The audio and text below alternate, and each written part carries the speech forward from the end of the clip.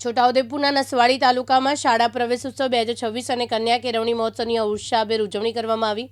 પોચંબા, નવગામ અને રામ આશ્રમ શાળા રાયપુર ખાતે યોજાયેલા કાર્યક્રમમાં નવપ્રવેશી વિદ્યાર્થીઓનું ભવ્ય સ્વાગત કરવામાં આવ્યું। રાજ્યસભાના સાંસદ ડોક્ટર મુકેશભાઈ રાઠવાના હસ્તે વિદ્યાર્થીઓને તિલક કરી શૈક્ષણિક કીટ અર્પણ કરવામાં આવી। તેમને શાળાના પ્રવેશ અપાયો। પોચંબા પ્રાથમિક શાળા સહિત નસવાડી તાલુકાના વિવિધ શાળાઓમાં પ્રવેશોત્સવ કાર્યક્રમ યોજાયો। આ દરમિયાન નવા વિદ્યાર્થીઓનું પરંપરાગત રીતે તિલક કરી સ્વાગત કરવામાં આવ્યું હતું। આજથી 24 વર્ષ પહેલાં ગુજરાતના તત્કાલીન મુખ્યમંત્રી અને વર્તમાનના વડાપ્રધાન શ્રી નરેન્દ્રભાઈ મોદીજીએ 2003માં શિક્ષણનો યજ્ઞ આરંભ્યો હતો, સંસ્કારનો યજ્ઞ આરંભ્યો હતો।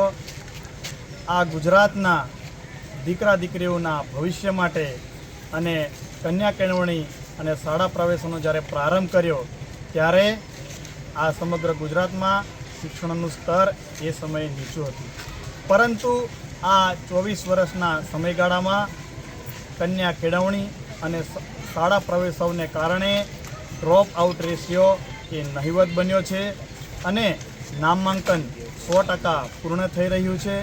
આ સમયગાળા દરમિયાન ગુજરાતની અંદર શિક્ષણમાં અભૂતપૂર્વ પરિવર્તન આવ્યું છે અને ગામડે ગામડે નવીન શાળાઓ, લેબોરેટરી, કમ્પ્યુટર અને ભૌતિક સાધનોમાં વધારો કરીને શિક્ષકોની ઘટ છે એને પૂર્ણ કરીને અનેકવિધ પરિવર્તન કરીને સમગ્ર દેશમાં ગુજરાત શિક્ષણના સ્તરે આગળ વધી રહ્યું છે।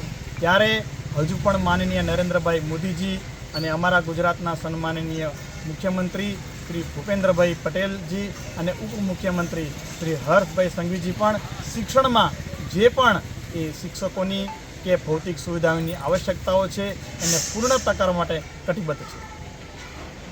અલ્કેશ તડવી, દિવ્યાંગ ન્યૂઝ, નસવાડી, છોટાઉદેપુર।